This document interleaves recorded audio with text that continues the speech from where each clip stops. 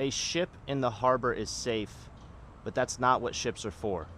This is a quote that I found yesterday, actually, and it really sums up a lot of the things I've been thinking about recently as far as entertaining uncertainty and risk and not running from it, running towards it, embracing the fact that you have no idea what's going to happen next. And a lot of people will look at that situation and think to themselves, okay, that's scary. I feel fear towards the uncertainty and the risk that lies ahead of me. And that used to be me. It really did. Until I flipped my perspective and I understood that that uncertainty, that risk, that is what elicits growth. Failure is inevitable. And failure is the only thing that basically guarantees that you progress. You cannot progress without failing. And it's so cliche, and all of these things that we think are cliche, they're cliche for a reason because they're real. They apply to everything in life. One of my favorite one-liners ever. It's the most simple thing in the world. It's probably the best piece of advice that I can give you or anyone can just apply into their life right now. Keep moving forward. There's this concept of you're either growing or you're dying. You're either moving forwards, you're moving backwards. There's no in between. There's no stagnation. Staying where you're at right now, regardless of how comfortable and how safe it is, how certain it is almost guaranteeing your downfall. Because if you're staying in the same place and you're not moving forward, over time, if you zoom out, you're regressing, you're dying. So this idea of straying away from the uncertainty and the risk and playing it safe, playing the game just to play the game, that's not for me. Someone's got to do it, but it sure as hell isn't going to be me. And pardon my French, fuck that. That shouldn't be you. You should not be playing the game. You should not be staying in the harbor because it's safe. That's not what you were meant for. That's not how you were designed. You were designed to conquer.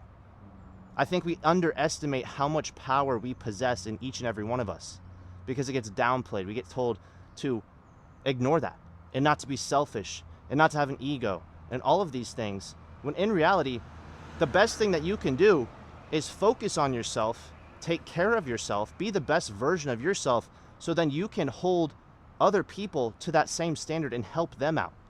You can't help other people if you can't help yourself. You can't help yourself if you just stay in the same spot.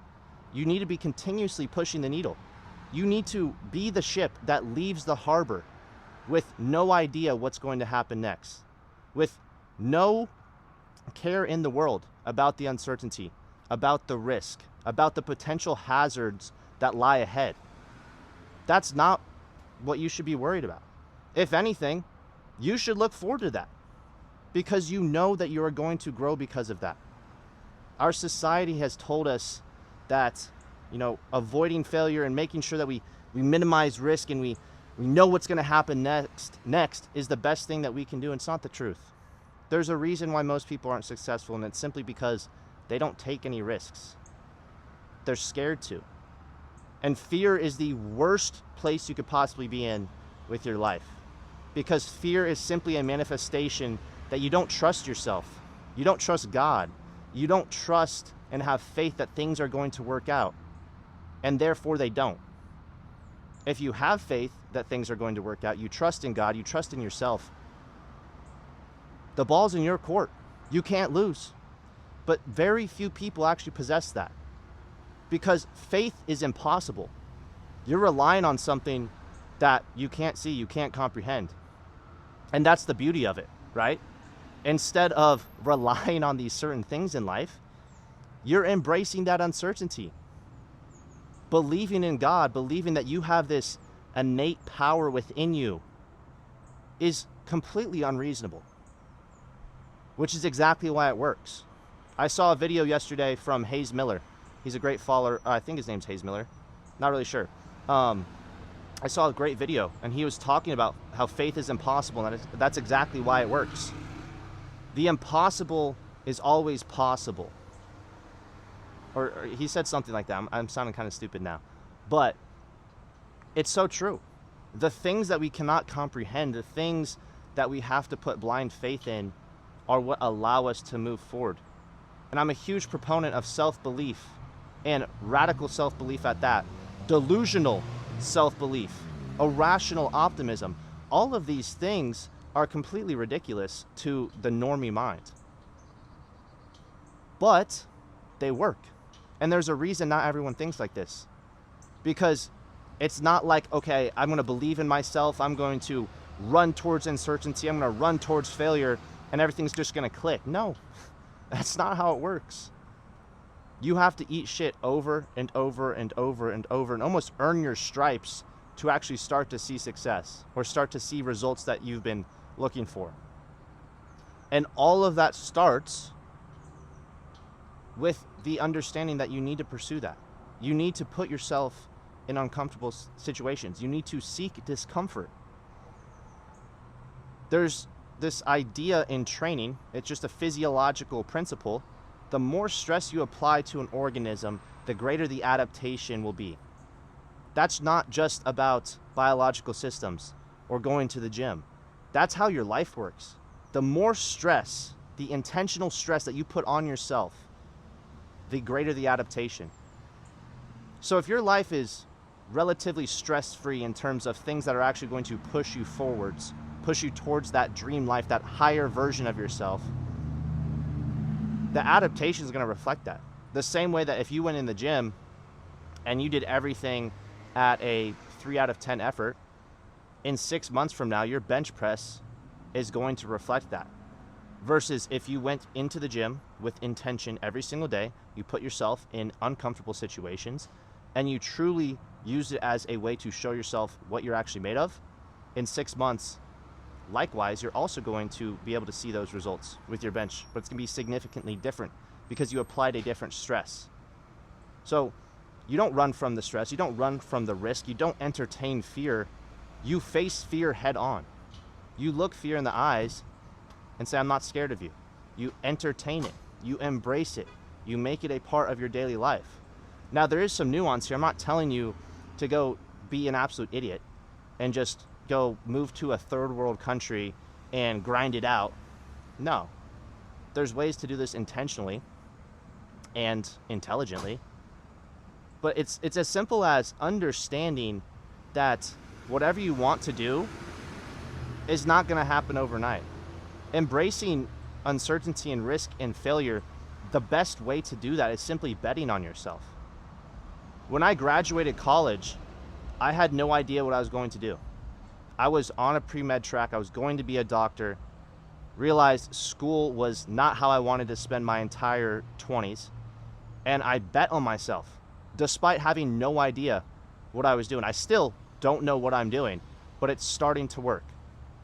Because I took the leap of faith, I embraced the discomfort and the risk and the uncertainty, and slowly but surely it started to pay off. By no means am I anywhere close to where I want to be, but I am trending upward each and every day because I continuously take a step forward every single day regardless. One step. You take one step forwards every single day regardless of the self-doubt, the fear, the unknown. You can't lose. I say this a lot, and again, this is cliche. This is as cliche as it gets. The only way that you lose, not fail because you're going to fail, but the only way that you lose is if you quit. And the harsh reality of things is that most people quit. Practically everyone quits. There's a reason people are so unhappy. There's a reason that people don't pursue their passion. Maybe they do, but they quit.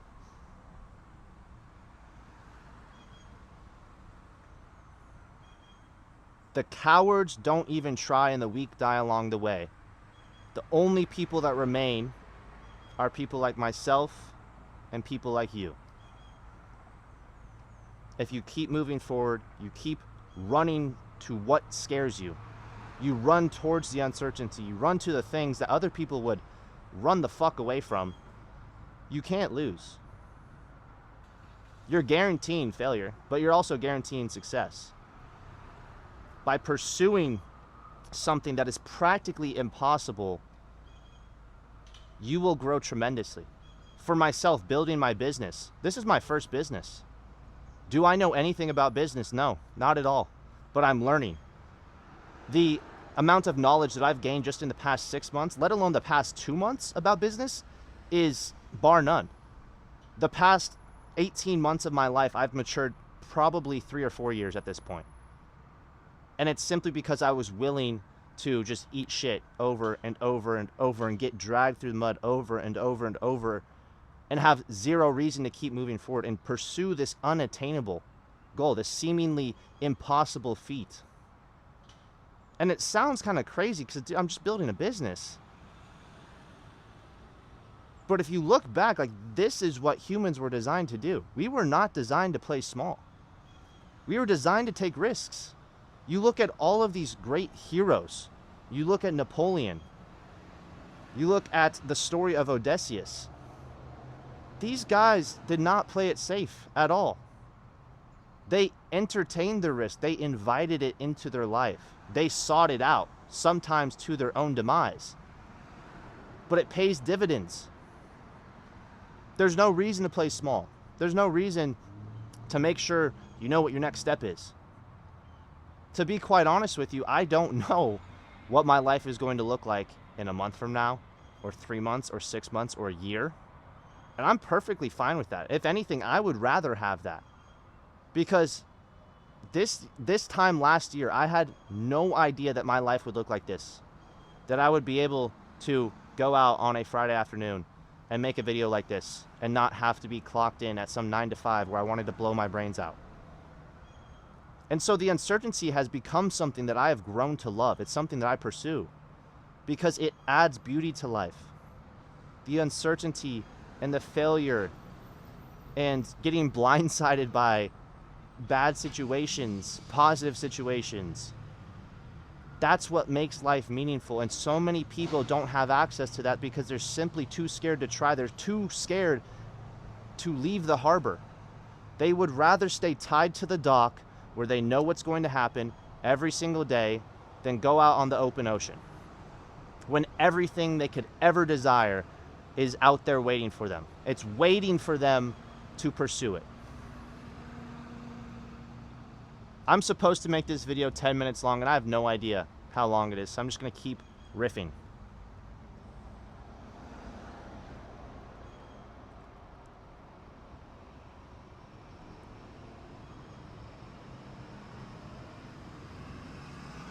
I'm drawing a blank. But this quote just really is that profound to me. I think it's a great way to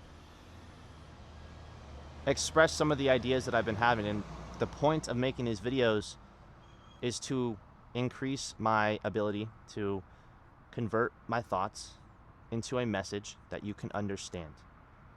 And I was on a walk the other day, actually, and I was thinking about it. I think I talked about this in the first video, but having communication skills, bar none, the most important thing that you could do. Like if you get really, really good at one thing, it should be your ability to communicate. Because if you can't communicate, if people can't understand what you're thinking, what you're trying to say, you can't resonate with people, it's never gonna work, bro.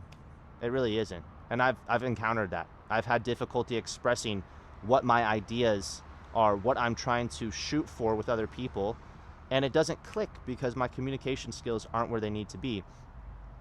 Anyways, I was on this walk and I was thinking about this, and you would think that being a very good communicator is pretty simple, which it is. But there is some hidden complexity, because if you think about it, you are turning these thoughts that cannot be described with words.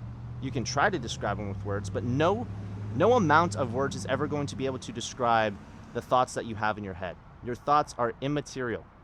They are inanimate objects, just energy. They are abstract, and then you're trying to basically describe it with this human construct of, in my case, the English language. It's not possible to 1000% say exactly what you're thinking. I'm trying to think of an analogy here. I can't even think of an analogy.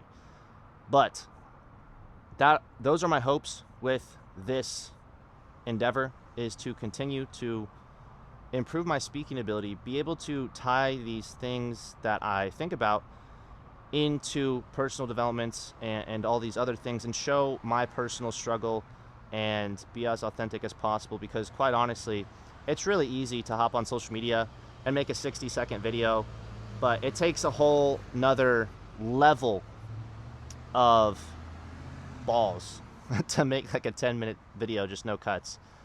But that's all I got for today. I really hope this is 10 minutes. If you've watched this far, thank you. Subscribe so you can see me become an articulate weapon in the next 90 days. God bless.